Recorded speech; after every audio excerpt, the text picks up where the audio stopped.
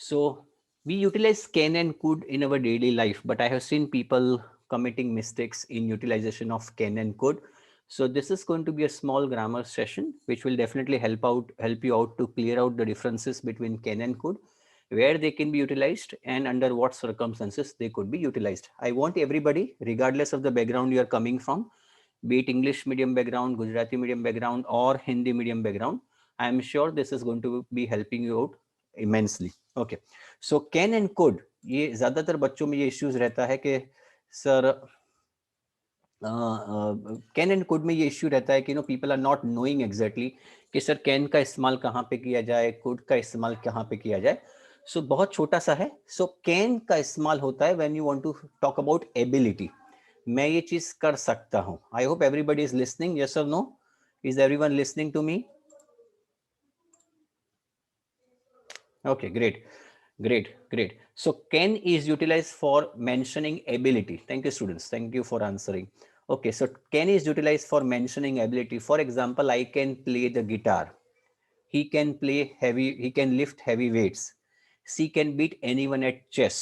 वो किसी को भी chess में मात कर सकती है. So when I'm talking about ability, it is at that point of time I utilize can. मैं ये कर सकता हूँ. उसी चीज को for example the same thing if I want to utilise in past tense, मैं पहले ये कर सकता था. कैन जब मैं यूज कर सकता हूं, फॉर एग्जाम्पल मैं ये कर सकता हूं और मैं वही चीज कर सकता था. So could is nothing but the past tense of can. So उसी जो ऊपर के जो तीन sentences, if I am saying that I want to utilise could in that, तो I can say I could play the guitar when I was in school. मैं जब school में था तब गिटार बजा सकता था. पहले स्कूल में था तब बजा सकता था, अब मैं नहीं बजा सकता. He could lift heavy weights until he had the accident. मतलब कि मैं हैवी वेट्स लिफ्ट कर सकता था, but then I met with an accident and now I no more और no longer lift heavy weights. She could beat anyone at chess in her prime. मतलब जब वो प्राइम पे थी, जब अपनी वो for example she was at the top of her game, she was able to beat anyone at chess. Right now she is not able to beat anyone. I mean she may be able to beat anyone, but in the prime, I mean in the past, she was able to beat anyone. I hope this is clear to you. तो पहला जो uses है can and could का is about the ability. Can is utilized for current ability and could is utilized for past ability. Any questions or any doubts in that, students? So first thing अपने notebook में लिख दीजिए, can का और could का पहला जो इस्तेमाल होता है is about the ability. The second usage of can and could is about the possibility. Now ये चीज समझने की जरूरत है, यहाँ पे काफी गलतियां होती है बच्चों से. When you are talking about possibility, तो could में जब हम अपने निजी लाइफ की पॉसिबिलिटी की बात करते हैं, then you can utilize the word could in present, future and past, all three of them. For example, the train could be late. Train आने वाली है. फॉर एग्जाम्पल आप स्टेशन पे खड़े हो, दो दोस्त बात कर रहे हैं, क्या लगता है ट्रेन का अभी तक आई नहीं, तो आप बोल सकते हो the train could be late, वो शायद लेट हो सकती है. So you are utilizing could, although it is the past tense of can, but you are still utilizing could to show the possibility in the present. You can also utilize could in the future. If you don't study, you could fail the exam. अगर आपने study नहीं किया तो आप शायद exam fail कर सकते हो. So that is what we talk about future. Robert could have gotten this job if he had gone to the interview. वही could का इस्तेमाल मैंने पास्ट में किया. लेकिन वो तीन जो सेंटेंसेस है are basically mentioning the possibility कि ये हो सकता था. पास्ट में भी ये हो सकता था अगर आपने ये किया होता. तो अगर आपने जॉब मिल जाती अगर आपने इंटरव्यू में गए होते तो. सो it is all about possibility. पहली जो है वो प्रेजेंट की पॉसिबिलिटी, दूसरी जो है वो फ्यूचर की पॉसिबिलिटी, और तीसरी जो है वो पास्ट की पॉसिबिलिटी है. कैन वो भी पॉसिबिलिटी में इस्तेमाल कर सकते हैं, but when we talk about general thing, for example you can catch a cold if you go out in the rain. Now ये चीज जो है वो आप तक सीमित नहीं है, किसी और तक सीमित नहीं है, किसी के लिए भी ये लागू पड़ती है. So when we talk about everything in general, when we talk about something which is happening in the world which is common to most of you, then we can utilize can in the general possibility. जैसे कि traveling across Europe can be quite expensive. You don't need to say could be quite expensive. You would say can be quite expensive because it's a generalized truth. तो मैं बताना चाहूंगा वापस से, possibility दोनों में कुड और कैन का इस्तेमाल हो सकता है. कुड जब आपके अपने निजी मामले की बात करते हैं, उसमें आप प्रेजेंट, फ्यूचर और पास्ट के बाद, जैसे कि आप अपने पिताजी से बात करते हैं, माताजी से बात करते हैं, you are talking to your spouse, siblings, and you are talking about possibilities. Then you should be utilising could. लेकिन अगर आप जनरल पॉसिबिलिटी की बात करते हैं, then you should utilise can. Is it clear और नॉट एवरीबडी? दोनों में फर्क पड़ा आपको? कुड और कैन पॉसिबिलिटी में कहां पे इस्तेमाल होता है? यस और no everybody? I want you people to let me know. Understood? पहला क्या था? What was the first usage of can? पहला क्या था? Can you tell me once again? What was the first usage of can and could? बताओ मुझे. First का क्या था? It was about the ability. लिखा होगा, जिसने लिखा होगा उसको फायदा होगा. जिसने लिखा नहीं है वो ऐसा सोच के चलता है कि सर ने पढ़ाया और मुझे वापस रिवीजन करने की जरूरत नहीं है, तो वो लोग तो गए. Is it getting clear? So first uses of can and could is about the ability. And वो कैन में ability, can I mean can is about present ability, और कुड जो है वो पास्ट की एबिलिटी की बात चलती है. नाउ सेकंड जो यूज है, the second use is about the possibility. मैंने पॉसिबिलिटी ये बस समझाया कि अगर आप अपने लाइफ के बारे में बात करते हो, प्रेजेंट, फ्यूचर और पास्ट की पॉसिबिलिटी के बारे में, then you are talking about then you need to utilise could. लेकिन when you are talking about general possibility, मतलब निजी निजी है, जनरल ट्रूथ है, you can utilise can. Okay, so this is the second usage of can and could. The first one was ability, second is possibility. तीसरा जो है is about making polite expressions. अब उसमें चार चीजें हैं. अब चार चीजों में बहुत चिंता करने की जरूरत नहीं है. पहला है एबिलिटी, दूसरी है पॉसिबिलिटी, तीसरा है polite expressions. For example, making suggestions. आप किसी को सजेशन देना चाहते हो. We could try that new Italian restaurant tonight. दो दोस्त तीन दोस्त बात कर रहे हैं, क्या करना चाहिए आज, खाना तो बाहर जाना है, तो क्या कर सकते हो? तो आप ये कह सकते हो, we could try that new Italian restaurant tonight. This is the right English. I mean you can try, we can try कह सकते हो आप, but this is more formal and proper English. We could try new Italian restaurant tonight.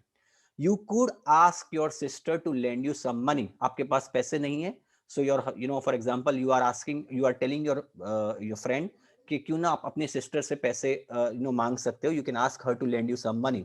So you are talking about making suggestions. तो तीसरे polite expressions में पहला है making suggestions, जिसमें could का इस्तेमाल होता है.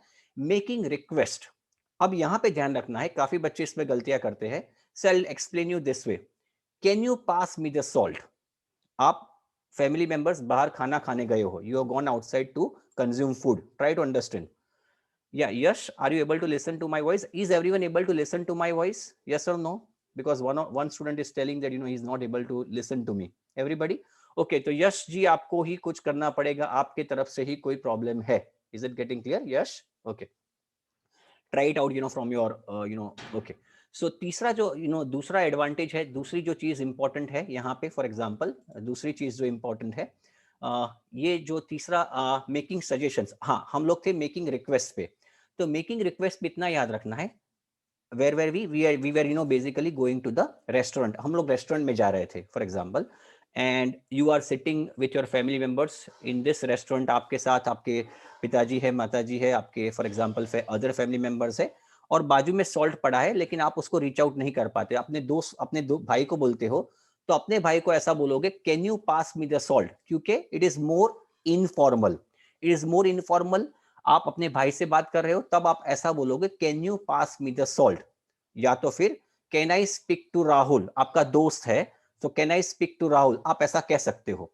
लेकिन फर्ज करो आप अपनी कंपनी की मीटिंग में गए हो, और कंपनी के सब रिप्रेजेंटेटिव्स है, आपके बॉस है, आपके for example more formal type है, then you should utilise could you pass me the salt please. अगर आप प्लीज का इस्तेमाल करते हो तो कुड करना ही है. लेकिन अगर आप नहीं भी करते हो, लेकिन अगर आप अपने फैमिली मेंबर्स के साथ नहीं हो, you are in a formal meeting, then it is much more advisable to utilize could you pass me the salt please नहीं बोलोगे तो भी could you pass me the salt. तो याद आपको पता चल गया होगा what I am trying to say. when you are talking about more informal meeting और informal conversation और request करना चाहते हो, तो आप can का इस्तेमाल करोगे. but if it is more formal, you are talking to your boss, you are talking to someone whom you do not know, तो आप could का इस्तेमाल कर सकते हो. तो पहला polite expressions में आता है making suggestions, दूसरा है making request, third is making offers. For example can I get you something to drink. आप अपने पिताजी से बात करते हो, पिताजी बोलते बहुत प्यासा हूं मैं, तो आप बोलोगे can I get you something to drink. लेकिन आप अपने बॉस से बात करते हो, could I get you something to drink sir. Okay, then can I help you with that. You are talking to your spouse, शायद वो बैग उठा रही है और बैग आपने उससे उठ नहीं रही है, तो आप बोलोगे can I help you with that, अपनी वाइफ से बात करते हो. But you are talking to a madam, for example you are not knowing, it's more formal, could I help you with that madam, तो आप ये कह सकते हो. तो याद रखना है कैन और कुड में बड़ा फर्क है. Can is basically more informal, could is basically more formal. Permission की बात करते हैं. So for example can I borrow your pen, can I borrow your pen, आपके दोस्त के साथ बैठे हो IELTS के क्लासेस में, आप फॉर एग्जाम्पल एग्जाम दे रहे हो, दोनों जानते हो एक दूसरे से, आपकी पेन बंद हो गई, अपने दोस्त को बोलते हो can I borrow your pen. लेकिन आप ऐसे क्लास में हो जहां पे आप एक दूसरे से बात नहीं, आप जानते नहीं हो, तो आप बोलोगे could I borrow your pen please, that's how you should speak, that is asking for permission.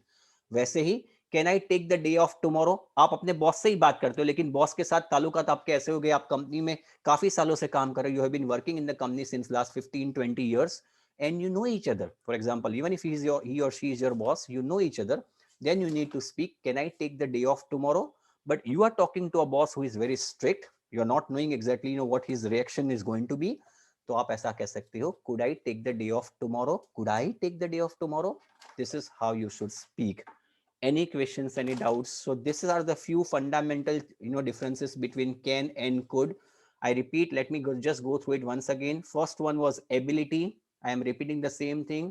First one was ability, present ability or past की ability, very very important. Then second is possibility. Possibility में थोड़ा सा ध्यान रखने वाली बात है, मैंने बताया था when you are talking about yourself with your family members, तो आप पॉसिबिलिटी में कुड का इस्तेमाल करोगे.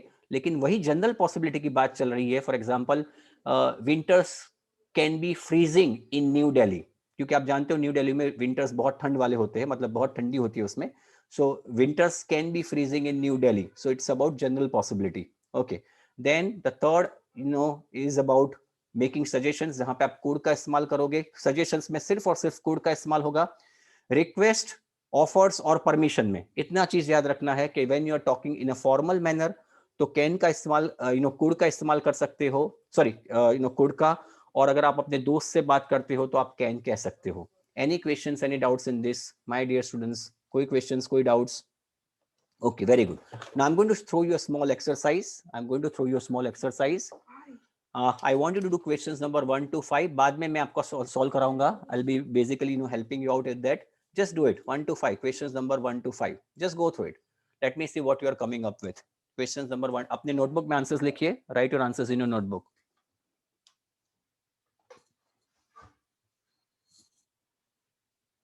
Let me know you are done. When you are done, I'll be giving you 3 more questions. Don't send me the answers. I'm going to discuss the answers afterwards.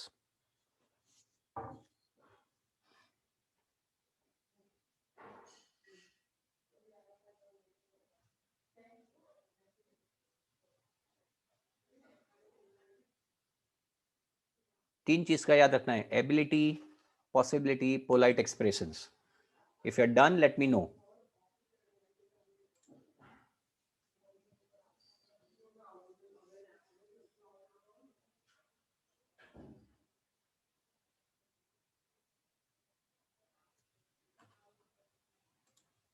Okay, let me get the answers afterwards. Yeah, have you written down the answers, students? अपने answers आपने notebook में लिख दिए?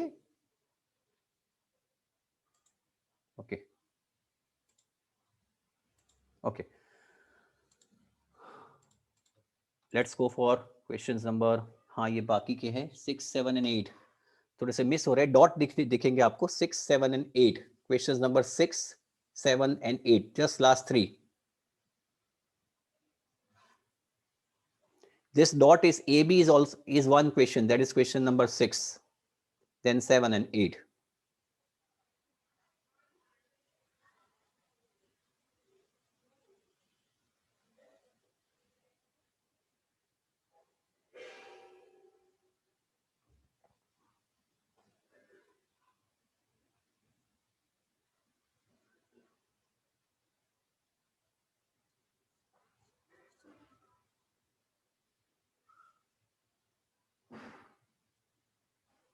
Done?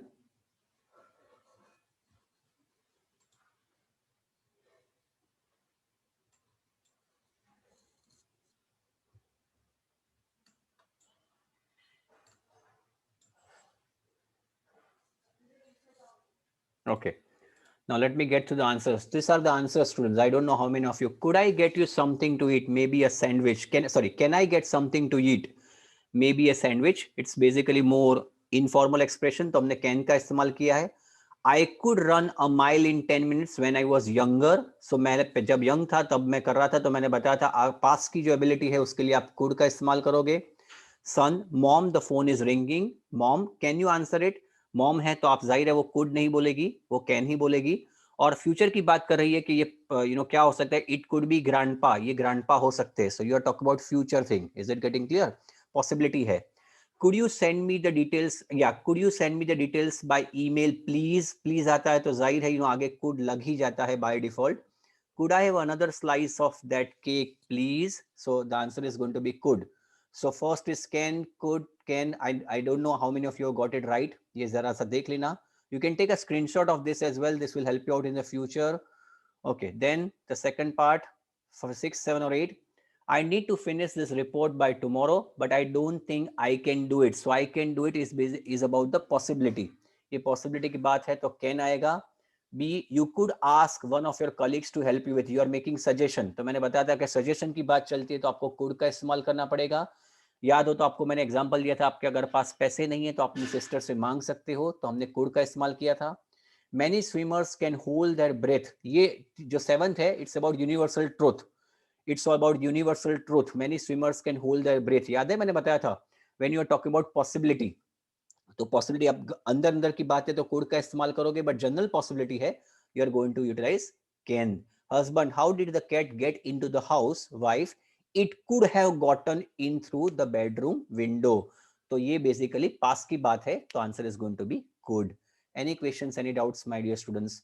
एक चीज को वापस, in case if there are any doubts, you can always go to the video once again that I'll be posting tomorrow, so that you can clear out all your doubts. But I hope you must have now got general idea of when to utilize can and could. Understood, students? Yes or no? Very good. Don't worry about getting all right or not, but आपको ये exactly आ जाना चाहिए कि मैं क्या पता हूँ. 8 का देखो, it could have gotten, Vipul. It could have gotten मतलब वो पास की बात है ना, पास की बात है. So that's the reason we are utilizing could. Understood? Okay. Okay, now let's go for the new slide now. Let us go for the new slide. Okay.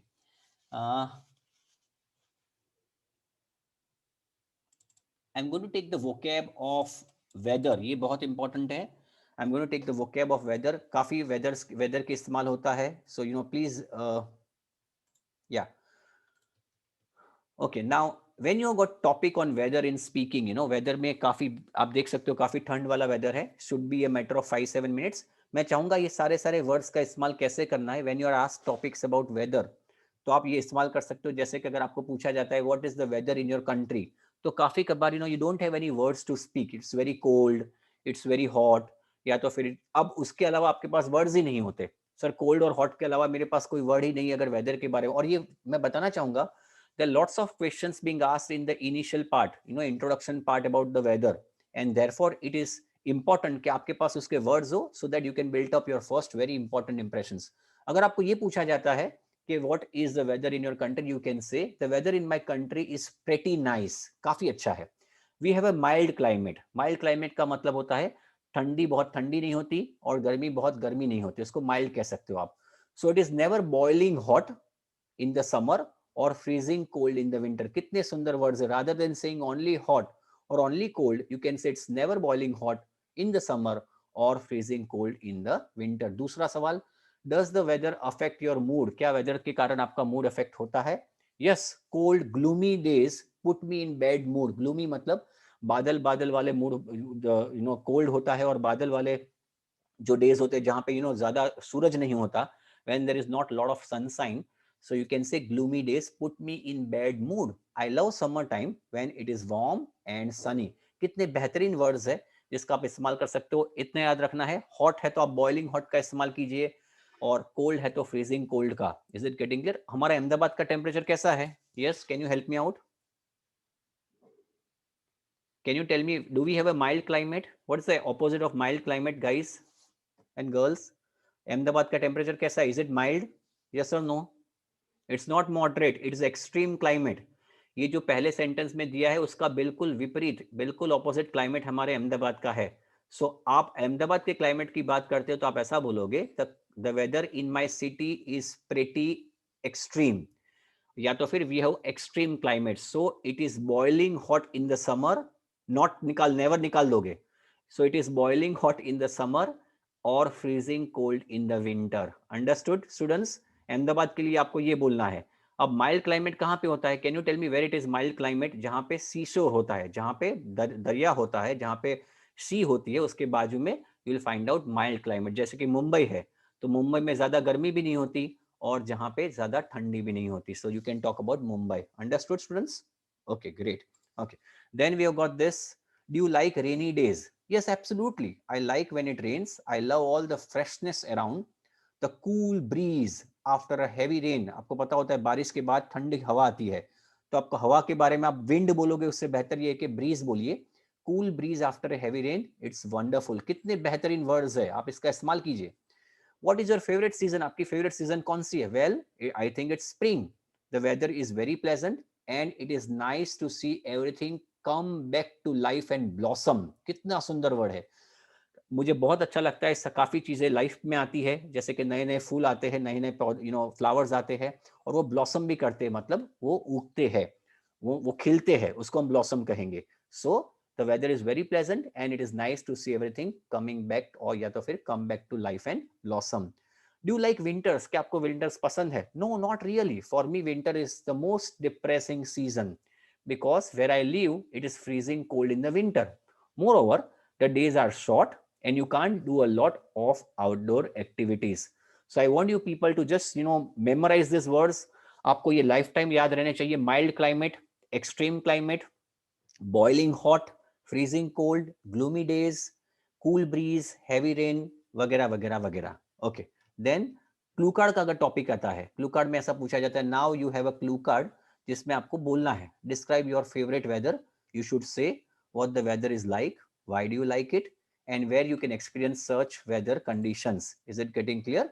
Mild climate का मतलब होता है रोमान, जिसमें ठंड ज्यादा नहीं होती और गर्मी भी ज्यादा नहीं होती। एक्सट्रीम क्लाइमेट का मतलब होता है ठंड भी ज्यादा होती है और गर्मी भी ज्यादा होती है। सो अहमदाबाद में एक्सट्रीम क्लाइमेट है। Okay, now coming back over here, अगर आपको ये टॉपिक पूछा जाता है एग्जाम में, देखिए याद रखना है कि इतना इतना छोटा आपको नहीं बोलना है, but I am not trying to cover everything, I am just concentrating on the vocab part. It may sound strange but my favourite weather is when it is cloudy, windy and drizzling. What is the meaning of drizzling? What is the meaning of word drizzling?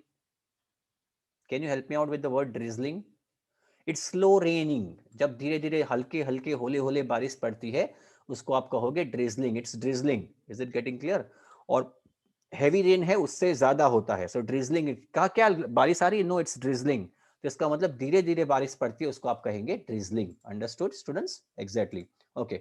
So it makes me feel calm and relaxed. I like such weather, especially at night, because I can hear the little raindrops falling and see the dew मतलब जो सुबह सुबह जो पत्तों पे होती है, उसको dew कहेंगे, on the window, and it helps me to sleep. It is very pleasant. बहुत अच्छे वर्ड्स है यहाँ पे, drizzling है, dew है।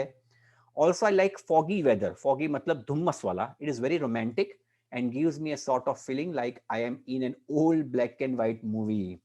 However, I don't like heavy rains and downpours. तो ड्रिजलिंग जो है उसका बिल्कुल ऑपोजिट है हैवी रेन्स एंड डाउनपोर्स। डाउनपोर्स मतलब बिल्कुल बारिश आ जाना, बहुत जोरों से बारिश होती है, उसको आप बोलोगे heavy rains and downpour. And I hate when temperature goes below zero, it's too cold for me. Probably the type of weather I like is common for the United Kingdom, but in my hometown such type of weather is very rare. ये जो बहुत बारिश पड़ती है वो United kingdom में बहुत common है, लेकिन हमारे घर पे, हमारे होम टाउन में ऐसा वेदर बहुत रेयर है। Usually we have dry and sunny days with occasional spells of rainy weather. Occasional मतलब कभी कभी, spells मतलब बारिश का स्पेल होता है, उसको spells कहेंगे। Okay, this is what we talk about clue card. काफी अच्छे वर्ड्स हैं यहाँ पे, drizzling, foggy weather, heavy rains, downpours, goes below zero, spells of heavy rainy weather. पहली जो स्लाइड थी उसमें कौन से वर्ड्स याद है आपको? I would let me check it out. मैं ये जानना चाहता हूँ कितने बच्चे वर्ड्स लिखते हैं। In the previous slide what were the words you got? Help me out. Yes, मैं देखूं तो सही कि आप कितने मेंटली प्रेजेंट हो। Mild climate, extreme climate, yes very good. very nice Krishna. Boiling hot, then gloomy days, very good. Boiling hot, freezing cold, ये इस्तेमाल कीजिए स्टूडेंट्स. आप ये सब चीज को इस्तेमाल करना है, बहुत मजा आएगा आपको. क्लियर? Okay, thank you. और यहाँ पे भी ड्रिजलिंग, फॉगी वेदर, इसको देखिए, ये चीज का इस्तेमाल आप, this is not only going to be limited to your IELTS. This is also going to be utilizing, you can utilize this words in your day to day life. कहीं पे भी इस्तेमाल करोगे, बहुत it will be looking very impressive. Okay, finally mild, very good, very good. All are giving very good answers. Finally counter questions में अगर आपको ऐसा आता है, Does air pollution affect the weather? क्या air pollution weather को affect करता है? Yes, it does. It affects the overall temperature of the world, making the weather warmer. क्या air pollution से weather effect होता है? Yes, होता है भाई.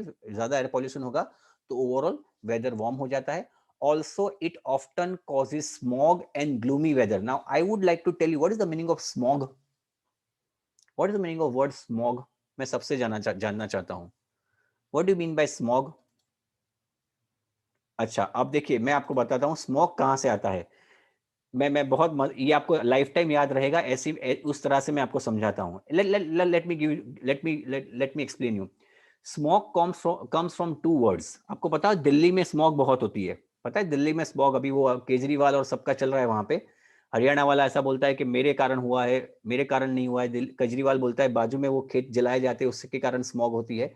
Smoke comes from two words, smoke and fog. I repeat, smog comes from two words, smoke and fog. तो smoke का आपने SM ले लिया और fog का आपने OG ले लिया, तो smoke और fog दोनों मिला के हो जाते हैं smog. Understood or not now, students? Smoke कहां से आया? ओके, तो ये smoke आता है SM और OG. Smoke SM आता है smoke से और OG आता है fog से, तो that becomes smog. तो मतलब पॉल्यूशन वाला धुआं. पॉल्यूशन वाला जो धुआं होता है उसको आप स्मोक कहोगे, लेकिन वैसे ही जो होता है उसको आप कहोगे fog. Understood? Thank you Hitesh. अब ये याद रहना चाहिए आपको, लाइफ टाइम याद रहना चाहिए. Clear? Very good. Okay then, okay then examiner, do you think that weather affects people behaviour? क्या लगता है कि आपको वेदर से लोगों के बिहेवियर में फर्क पड़ता है, उससे अफेक्ट होता है उसको? Yes, I think that people respond to bad weather. In my opinion, during cold and dull days, people are more depressed and irritated than usual. Irritated का मतलब गुस्सा आ जाता है. While bright sunshine and warmth makes us feel good. Is it getting clear? So आपने बहुत सारे words का इस्तेमाल किया. मैं चाहूंगा हम लोग 2 मिनट में रिपीट कर देते उस चीज को. चलिए, पहले mild climate, boiling hot, freezing cold, gloomy days, breeze, heavy rain. फिर आता है ड्रिजलिंग, धीरे धीरे बारिश का पड़ना. फॉगी वेदर, फॉगी मतलब वो पॉल्यूशन वाला नहीं है, लेकिन फॉगी मतलब धुंध वाला होता है, उसको फॉगी कहेंगे. हैवी रेन्स, डाउनपोर्स, ड्रिजलिंग का exactly opposite, goes below zero and spells of rainy weather. And finally smog, इसको तो आप भूल ही नहीं पाओगे, मैंने आपको समझाया स्मॉग कैसे बनता है. Then you got bright sunshine. Understood my dear students? Gloomy का मतलब जो जिसमें बादल होते हैं शहल, और जिसमें आपको ज्यादा सनशाइन नहीं होती, फॉर एग्जाम्पल उसको ग्लूमी कहेंगे. Clear? Okay, any questions, any doubts? ये वोकेबलरी का इस्तेमाल करना है आपको डे टू डे लाइफ में. Understood? Okay, now let us go on to the third part. ये हमने वोकैब खत्म किया, अब आगे बढ़ते हैं हमारा डिफिकल्ट पार्ट. धीरे धीरे डिफिकल्टी पे जाएंगे. This is the essay topic that I wanted to do today. अब ये ऐसे टॉपिक को देखिए, I want you people to just go through this. शांति से देखिए ऐसे टॉपिक को.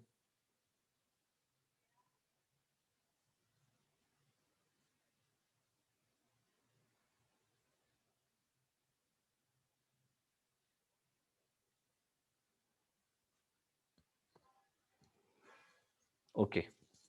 When you read the question, please let me know.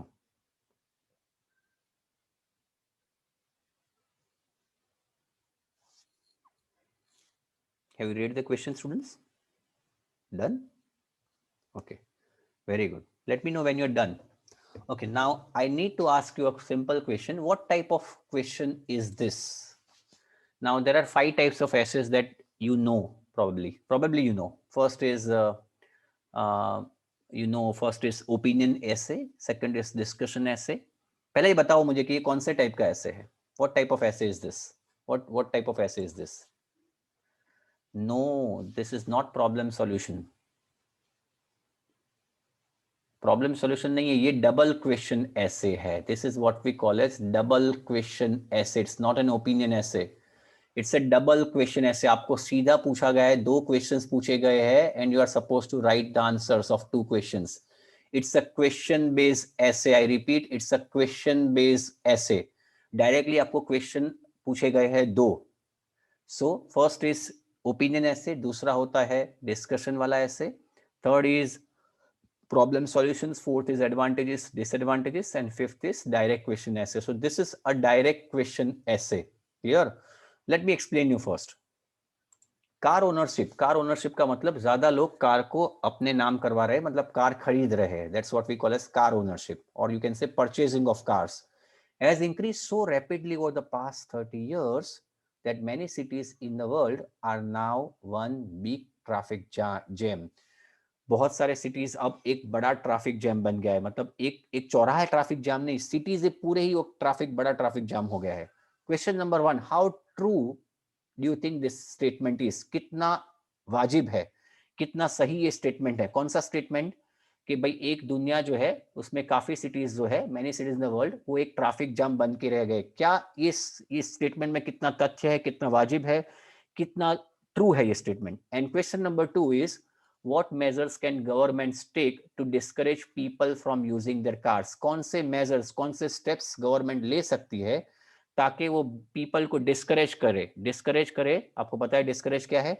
From using the cars. उनको आप discourage करे ताकि अपनी वो cars जो है उसका इस्तेमाल ना करे. So how many paragraphs are you going to write, students? First and the foremost thing, how many paragraphs are you going to write in this? Yes. Okay fine, let me see. First and the foremost thing, ये क्या है? This is a question based essay. पहले हम brainstorming करते हैं. First and foremost thing, let us do. It's a very very difficult topic to write mind well. कौन सा इसमें मुझे बताओगे कि कौन सा क्वेश्चन डिफिकल्ट टू राइट है? आपको शायद जान के ताजुब होगा. Now this is a question based ऐसे. तो क्वेश्चन नंबर 1 आपको ये पूछा जाता है, how true do you think this statement is? तो मैं अगर मेरी बात करूं तो हाँ ये सच बात है, yes I strongly believe that. और क्वेश्चन नंबर 2 है, what measures can government take to discourage people from using their cars? Government कौन से स्टेप ले सकती है ताकि लोग जो है अपनी कार्स का इस्तेमाल कम से कम करे? तो उसमें हम लोग काफी पॉइंट्स हमारे पास. हम लोग पब्लिक ट्रांसपोर्टेशन सिस्टम को इस्तेमाल कर सकते हैं. We can utilize public transportation system, number 1. Number 2, proper town planning. Proper town planning का इस्तेमाल कर सकते हैं. We can utilize proper town planning ताकि लोग को व्हीकल्स का इस्तेमाल करने की जरूरत ना पड़े. And finally encouraging people to use alternatives. हम लोगों को एनकरेज कर सकते हैं that people can use other means of काफी अलग, फॉर एग्जांपल पैदल जाए या तो फिर बाइसिकल का इस्तेमाल करे. This are all the steps that we can utilize. Now let me tell you students, you don't need to write all these 3 points. बहुत सारे पॉइंट्स है. 2 पॉइंट्स का आप इस्तेमाल कर सकते हो. you don't need to write 3 points, just write 2 points. क्योंकि क्वेश्चन में ऐसा पूछा जाता है what measures, so you can write 2 points, that's fine.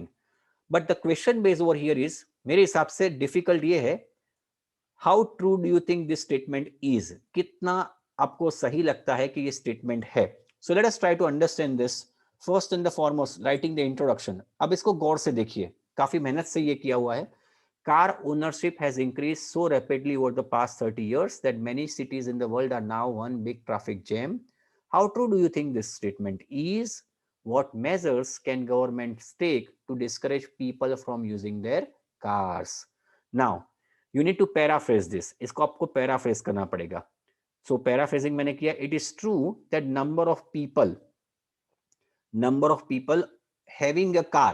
तो हमने क्या किया? कार ओनरशिप के बदले इस्तेमाल किया, पैराफ्रेज किया, उसी चीज को अलग तरीके से दोहराया. Number of people having a car, तो उसका मतलब हुआ car ownership has increased exponentially. Exponentially के लिए किस चीज का इस्तेमाल किया? Increase exponentially is the paraphrasing of which phrase in the statement और in the essay?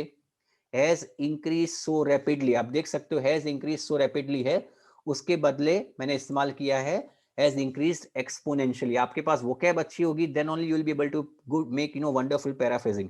In the last 30 years. अब 30 years को तो हम चेंज नहीं कर सकते. देखिए ये भी सोचने वाली बात है. आप 30 को तो चेंज नहीं कर सकते. 30 को 40 कर सकते हो एग्जाम में. Can you make convert 30 into 40 or 30 into 20? Can you do that, students? In the exam, can you do that? Can you make change? Sir paraphrasing किया है तो सर वो करना पड़ेगा ना, ऐसा नहीं कर सकते आप, you can not change the numbers my dear friend.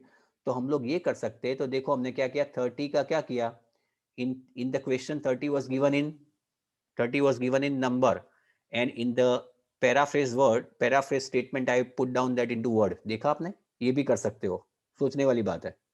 देखो 3 decades भी लिख सकते हो आप, yes you can write 3 decades as well, understood, very good, okay। अब देखिए याद रखना है, when I always I have been telling you that when it comes to question based ऐसे आपको दो चीजों का याद रखना है कि दोनों क्वेश्चन का जवाब मिल जाना चाहिए आपके थीसिस स्टेटमेंट में। पहला तो आपका पैराफ्रेजिंग स्टेटमेंट है, लेकिन when you are writing a thesis statement you need to make sure that you are covering both the questions, दोनों क्वेश्चन को कवर करना बहुत जरूरी है। पहला क्वेश्चन कौन सा था, how true do you think this statement is, कितना वाजिब है, कितना सही है स्टेटमेंट। तो देखिए मैंने इसके लिए इस्तेमाल किया है, while I completely agree with the view that most metro cities have become one big traffic jam, तो मैंने वो स्टेटमेंट का जवाब दिया है कि हाँ मैं बिल्कुल ये चीज को एग्री करता हूं। और दूसरा, what measures can government take to discourage people from using their cars? There are many steps which governments can take to tackle the problem. Have you understood my dear students? मैंने दोनों सवाल का जवाब अपने थीसिस स्टेटमेंट में दिया है। आपने जब क्वेश्चन बेस ऐसे लिखते हो तो थीसिस स्टेटमेंट में याद रखना है कि दोनों सवाल का जवाब होना जरूरी है। If you given answer of only one question you will not be able to write a proper, और आपका थीसिस स्टेटमेंट सही माना नहीं जाएगा। Any questions, any doubts students, yes और नो? क्लियर हो गया ये? Clear, understood everybody thesis statement कैसे लिखा है? Okay, very good, okay. Now the most important thing, अब इसका इस्तेमाल करेंगे, इंट्रोडक्शन था, अब बॉडी पैराग्राफ नंबर 1। अब ये सवाल का जवाब देना है कि क्या आप ये चीज को मानते हो कि बिग ट्रैफिक जैम हो गया है? तो इसका जवाब है, many big cities in the world have traffic problems, but these problems vary. For example, it is reasonably easy to drive around my city after 10 a.m. and before 5 p.m. मेरे city में 10 बजे से पहले और 5 बजे के बाद शायद ड्राइव करना इजी है। However, outside these hours, उसके बाहर you have to allow double the usual time to reach your destination. ये टाइमिंग के बाहर, फॉर एग्जाम्पल अंदर आपको कहीं पे भी जाना है तो आपको डबल टाइम लगता है। In some other cities traffic is congested at all times, काफी सिटीज में तो ट्रैफिक हर वक्त कंजेस्टेड रहता है।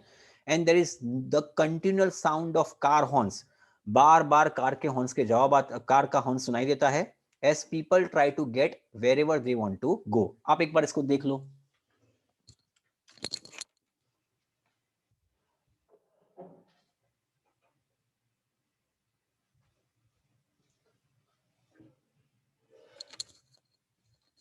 Clear everybody? Yes or no?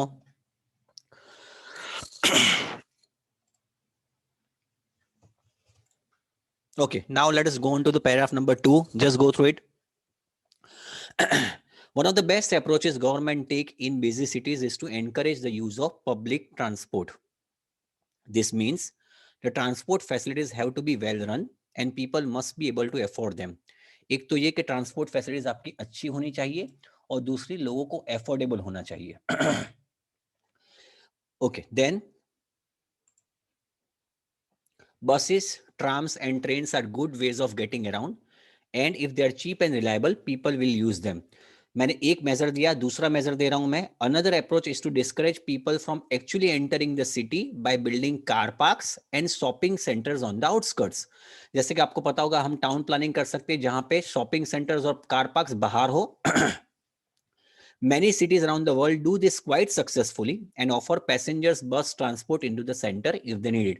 हम कार पार्क्स और शॉपिंग सेंटर्स बाहर रख सकते हैं और बाद में एक पब्लिक ट्रांसपोर्टेशन रख सकते हैं जहां से वो लोग जा सके ताकि कार्स का इस्तेमाल ना हो।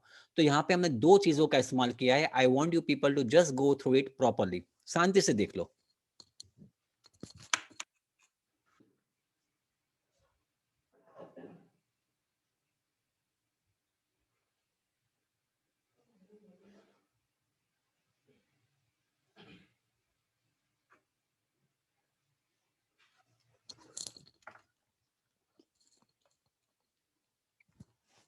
Is it clear students? Have you read? Yes or no? शांति से देख लो। I want you people to understand it. Then I will be giving answer of Dhruv कि हम लोग क्या कर सकते हैं. Let me know when you have read, guys.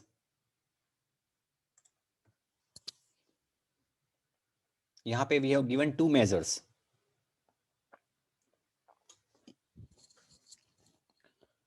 Done, students? Yes or no? Have you read?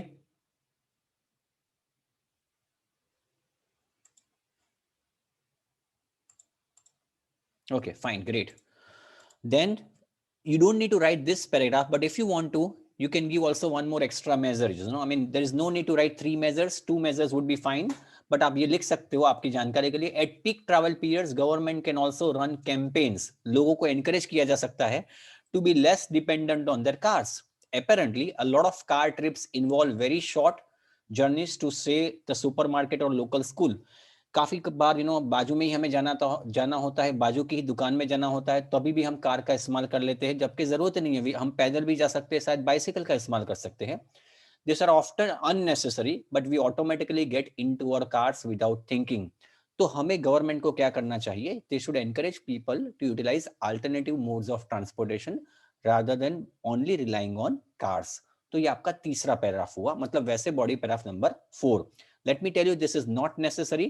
The previous paragraph जिसमें आपने 2 measures दिए थे would have been sufficient enough. So there is nothing to worry.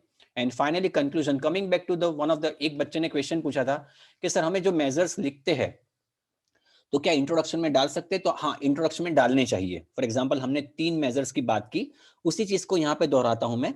ये बहुत important है. Conclusion बिल्कुल ध्यान से सुने.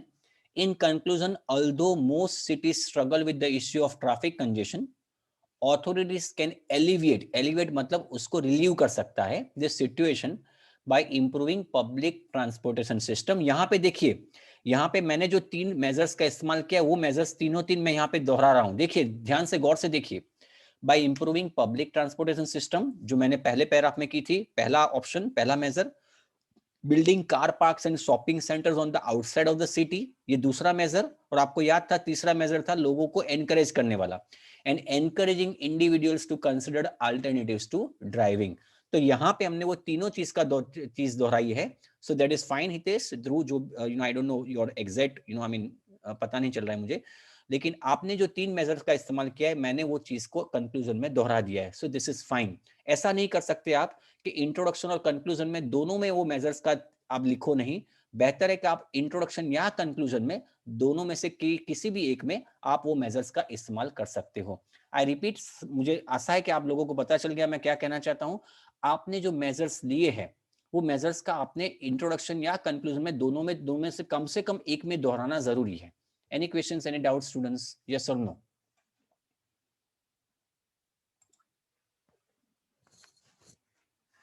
क्लियर हो गया सब कुछ? So I believe this was a double question essay. ये डबल क्वेश्चन ऐसे था जिसमें आपने 2 क्वेश्चंस थे, लेकिन क्वेश्चन में आपको वैसे 4 ही पैराग्राफ्स लिखते हैं. You should have probably written 4 paragraphs, but the question was what are the measures that you need to take. तो मेजर्स में आपको 2 मेजर्स कम से कम लिखने जरूरी है. It is important that you at least right 2 measures, and you can divide those 2 measures into 2 paragraphs. You can write this measure in 1 paragraph as well. It is absolutely fine.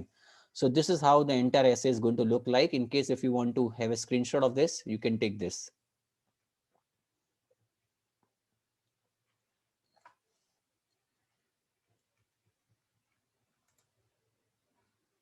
Okay, is it fine, students? Yes or no, everybody?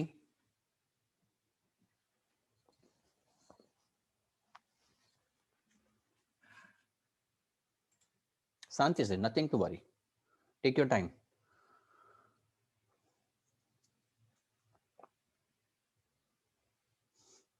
Okay, great. I'm now moving on to the last part of our session today, and it is also very, very important. I'm going to take classification questions. बहुत important है, मैं चाहूंगा सब लोग रहे यहाँ पे. Are you all done with this? Are you all clear with this? Any questions that you need to ask in essays? I'm willing to give answers.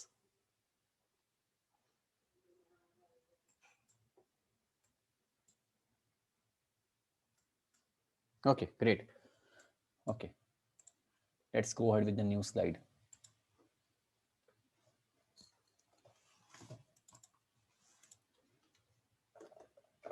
Now this is very important, classification questions. Now what are classification questions? What are classification questions? Have you gone through have you heard about classification questions in reading, everybody? Have you heard about classification questions in reading? Do you know what is classification questions? पता है आपको? नहीं पता है, काफी लोग मना कर रहे हैं कि हमें सर नहीं पता. Okay, now I'm going to teach you how to do classification questions today. मैं चाहूंगा सारे लोग बिल्कुल वही मात्रा में रहे जिस मात्रा में अभी है. I want all of you to listen to this. These are what we call as classification questions. पहले तो ये दिखना है कि classification questions आता कैसे है. In this lesson, we are going to learn about classification questions in IELTS reading and how to answer them.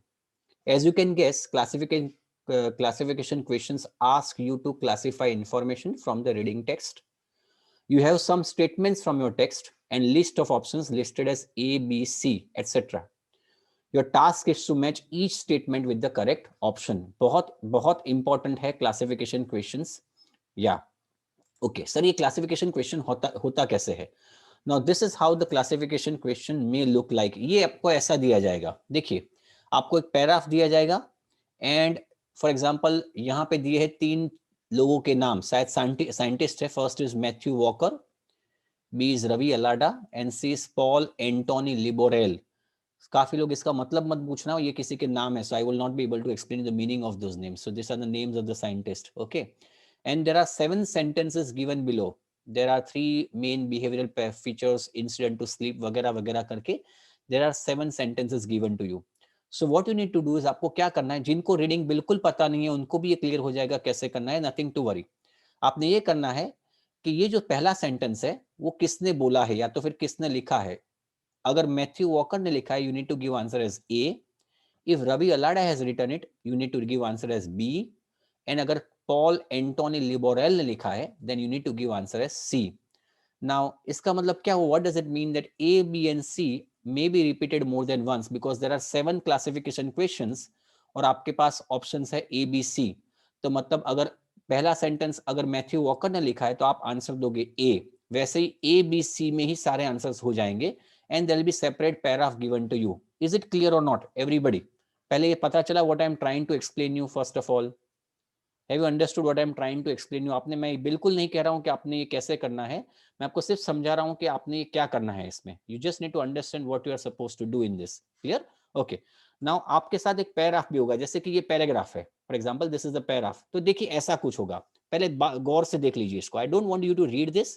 पहले देखिए ऊपर लिखा है classify the following statements as referring to A, Matthew Walker, B, Ravi Alada, C, Paul Anthony Liborel. और आपके पास 7 options है और नीचे पैराग्राफ है. ओके, नाउ पहले मुझे बताने का कष्ट करेंगे स्टूडेंट्स के आप इसको कैसे अटैक करोगे. Usually in IELTS you always read the question first. You always read the question first. इसको कैसे करोगे attack? Has anyone got the idea how to attack this type of questions or how to, what are the techniques involved in doing this type of question? Anybody? Okay. Now पहले गौर से देखिए, पहले गौर से सुनिए मैं क्या कहना चाहता हूँ. I want everybody to listen to this very very carefully. Okay, now first and the foremost thing is, okay, I would want you to listen to this first of all. पहले ध्यान रखिए. Now the most important thing that I would like to tell you is that if you go, the answers are not necessarily going to come in sequential order. पहली बात तो ये मान के चलो कि whenever you got classification question, the answers are not going to come in sequential order. जैसे कि पहला जो क्वेश्चन है, there are 3 main behavioral features incident to sleep. तो ये पहले 2 पैराग्राफ में आ जाएगा, ऐसा बिल्कुल नहीं है. It can come down in the last paragraph, it can come down in the middle paragraph as well. So that is why it is very difficult to solve this type of questions. Difficult इसलिए कि ये time consuming ज़्यादा है. Okay, sir तो करना क्या है? आपने जाना है, आपने ये ऑप्शंस देखने की जरूरत ही नहीं है. I repeat, you don't need to read those options 1 2 3 4 5 6 options है, उसको मत देखिए. आपने 3 कीवर्ड्स आपके लिए है. फर्स्ट इज मैथ्यू वॉकर, या तो फिर वॉकर याद रखिए. Second is Allada and third is Libourel. Is it clear और not? First of all let us go step by step. आपके लिए 3 कीवर्ड कौन से है everybody? Walker, Allada, Libourel. Is it clear और not? I am going very slow, very step by step. पता चल रहा है मैं क्या बता रहा हूं आपको? 3 ऑप्शंस है आपके पास. अब आपने क्या करना है? अब आपने क्या करना है? What you need to do now, you need to go start scanning. इसको स्कैन करना है, इसको बारी बारी स्कैन करना है. और स्कैन करते करते जहां पे आपको वॉकर दिखा है वहां पे अंडरलाइन कीजिए, जहां पे आपको अलाड़ा दिखता है वहां पे अंडरलाइन कीजिए, और जहां पे आपको लिबोरल दिखता है वहां पे आप अंडरलाइन कीजिए। That is the first thing that you need to do in classification questions. आप पैराग्राफ क्वेश्चंस को पहले रीड नहीं करोगे। इज इट क्लियर और not everybody?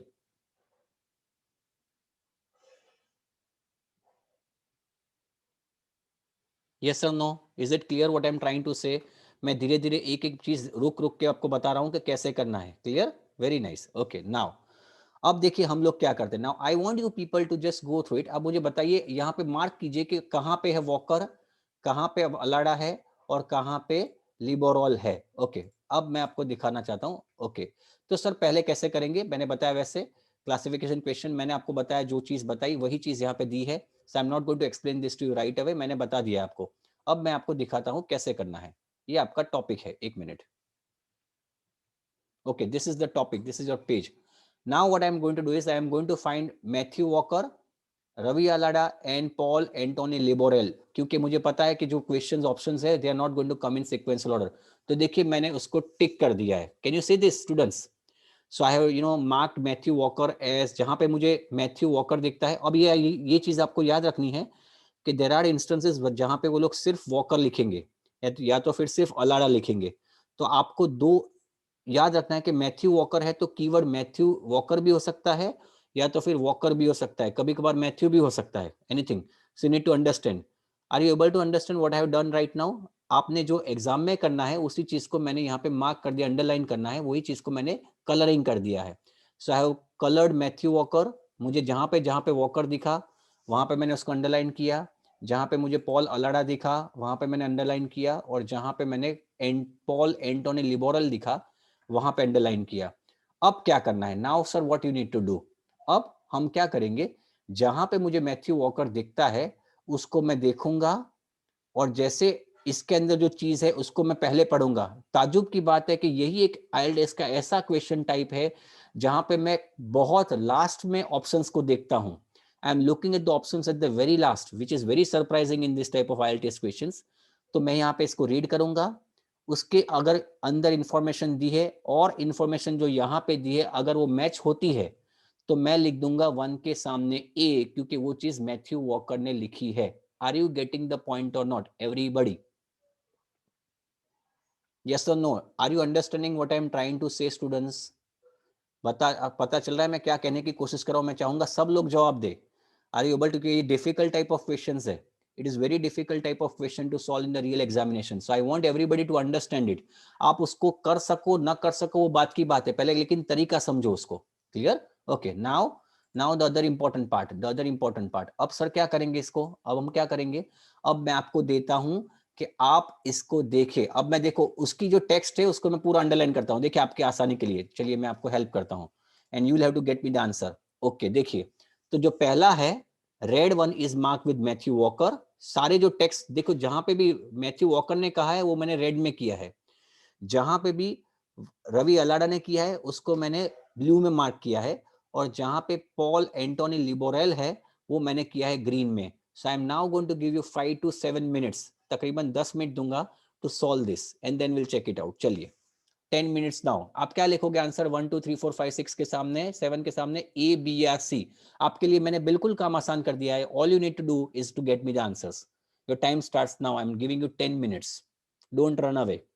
Late us see who gets it right. Your time starts now.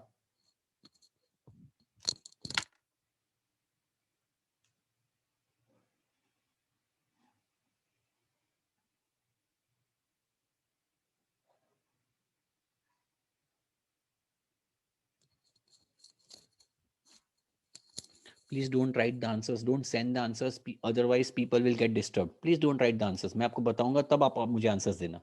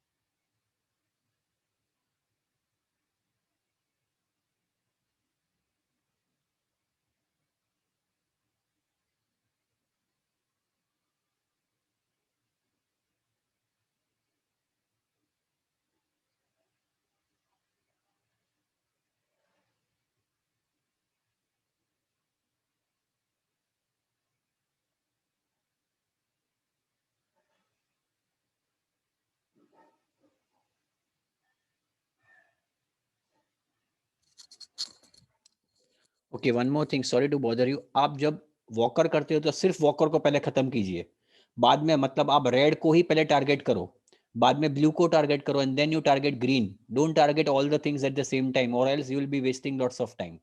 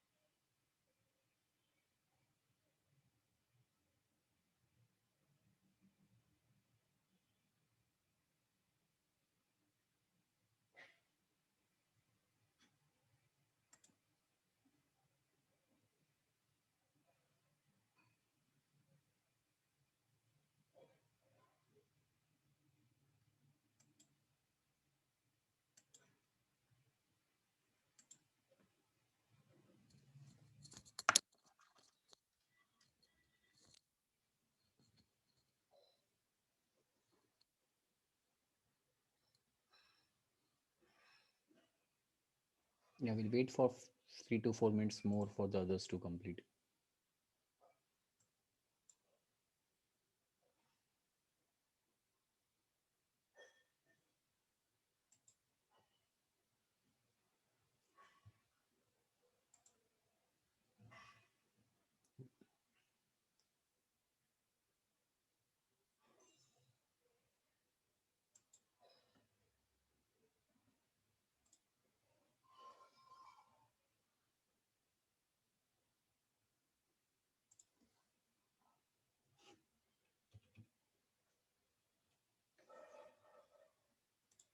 Okay, is it done? Let me know, students.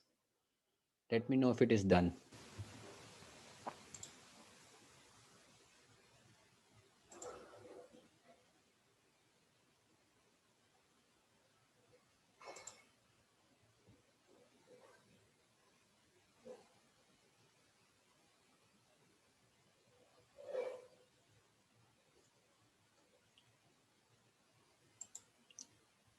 Is there any student who is left out? I want everybody to at least attempt it. इसको attempt करना जरूरी है. So I want everybody to attempt it properly. Yeah, Shubhangi, I'm just getting it done. There's one mistake, I suppose. Okay. Yeah. Is anyone still left? If he says that, yeah, do you want any some time, everybody? Do you want some time to do it? Please let me know if you want some time. And I'm still willing to wait. I want everybody to attempt it. Attempt कर दीजिए. ठीक है, हो गया सबका? Very good. I am getting answers that सारे लोगों का तकरीबन तकरीबन हो गया है. Okay. Now this is what the answers are. ये आपके आंसर्स है. मैं आपको दिखाना चाहूंगा. ये रहे आपके आंसर्स. एक मिनट ठहरिए. सीधा पॉइंट पे आ जाते हैं. ये रहे आपके answers. These are the answers given. First answer is B. Second answer is A. Third the answer is A. Fourth the answer is C. Fifth answer is B. Sixth answer is C. And seventh answer is B. Now let me explain this to you. पहला, there are three main behavioral features incident to sleep. तो देखिए ये यहाँ पे लिखा है, blue में लिखा है. There is now an emerging consensus on the behavioral features that define sleep. ये अल्लाडा ने बोला है, तो इसलिए हम इसका आंसर दे रहे हैं. इसलिए हम लोग आंसर, वेरी गुड, इसलिए हम इसका आंसर दे रहे हैं B. If you have got any doubt students, please let me know, nothing to worry. Second, the idea that we sleep because we have nothing else to do is absurd. वो भी चीज दी गई है. For example यहाँ पे कहाँ पे दिया है? ओके, ये रहा, in the first paragraph only. This means that we confidently reject one of the simplest theory of sleep, that we drift off simply because we have nothing better to do. Is it getting clear? So answer of second is going to be A. Okay. Third, at some point in the evolution, a new stage of sleep appeared, rapid eye movement. ये यहाँ पे दिया है, at some point in prehistory, the most famous of all steps, rapid eye movement, says Walker. तो उसका भी, third का भी आंसर उसीलिए ए है. Fourth, natural selection did not suppress sleep but developed it. तो ये कहाँ पे है? देखिए, it is given in green. According to ये last paragraph, this suggests that sleep is fundamental for the survival of species. Natural selection did not suppress it. In fact, natural selection did the exact opposite. The answer of this is going to be C. Sleeps make animal reactions slower. वो कहाँ पे दिया है? देखिए ये blue में दिया है. Second, sleep makes animal slower, ये किसने बोला है? This is being given by Allada. तो उसके कारण हम बोल रहे हैं आंसर उसका B. Six, every major system in human body suffers because of lack of sleep. उसका जिक्र यहाँ पे लिखा है, देखो ग्रीन में, sleep impacts every major system in the body. ये किसने बोला है? लिबोरेल ने. तो इसलिए हम उसका आंसर देते हैं सी. और finally, muscles are not very active during sleep. उस चीज का जिक्र यहाँ पे दिया है, मसल्स, ये देखो ब्लू में, muscles are not very active during sleep. किसने बोला है? अलाडा ने. Answer of this is going to be B. Is it clear और not everybody? Yes, exactly. Any questions, any doubts, students? Any questions, any doubts? Have you understood now, everybody? तो मैं आपको बताना चाहूंगा, I have you understood the technique of doing it. First of all क्या करोगे जब classification के questions आते हैं? You are going to read the, आप क्या करोगे, साइंटिस्ट है उसको मार्क कर दीजिए, अंडरलाइन कर दीजिए, और उसके हिसाब से जाएंगे आप. मैंने तो ये समझा दिया, लेकिन आपने क्या करना है, you just need to read. ये रेड वाला पार्ट है, उसमें देखिए कि उसके सेंटेंसेस कहाँ पे है, तो उसके आंसर दे. Then you go for the blue वाला पार्ट. और बाद में कभी कभार ऐसा हो जाएगा कि you don't even need to go for the green वाला पार्ट, बिकॉज अगर ये दोनों में से कोई नहीं है तो ग्रीन तो वैसे भी आप दे दोगे. Understood now? So it also becomes much more easier. Any questions, any doubt students? Clear हो गया? Very good, thank you so much. So I am ending this lecture. हमने 4 चीजें की, आप जाएंगे नहीं, हमने 4 चीजें आज की. कौन सी 4 चीजें की? आपको याद होना चाहिए, डोंट गो अवे. पहला हमने क्या किया, याद करो. पहले हमने क्या किया? What we did first. पहला क्या किया? कैन और कुड. याद आ रहा है? कैन और कुड. कैन में 3 चीज क्या थी? What were the 3 things? Ability, possibility और पोलाइट एक्सप्रेशंस. याद होना चाहिए आपको. Understood? Very good. Yeah then second is yes, speaking के लिए, या देयर वर स्टूडेंट्स, आप मैं बताना चाहूंगा कि स्पीकिंग जो है अब हमने करियर मेकर्स में रखना चालू किया है, first and the foremost thing. So yeah let me first of all tell me, weather है, सेकंड वेदर के बारे में किया, third we talked about the essay part, and fourth is about classification. I hope you enjoy the lecture everybody. और speaking की अगर बात करें, स्पीकिंग आप करियर मेकर्स में आके दे सकते हो, you can do the speaking while coming to the career makers, so don't worry about that part. मैं आपको टाइमिंग हमने आज भी दिया था, many students came down for speaking. You can even come down, will be sending you the message जहां पे आप यहाँ पे आके स्पीकिंग करियर मेकर्स में आके कर सकते हो. Clear? Okay, thank you students so much. Yeah, you can just convey the timings tomorrow. Nothing to, yeah, daily you can come. Okay, Binal, that's not an issue. We'll manage out, online. Don't worry. Clear? Okay, thank you so much, students. Thank you so much. Thank you. Yeah, you can. Okay, thank you.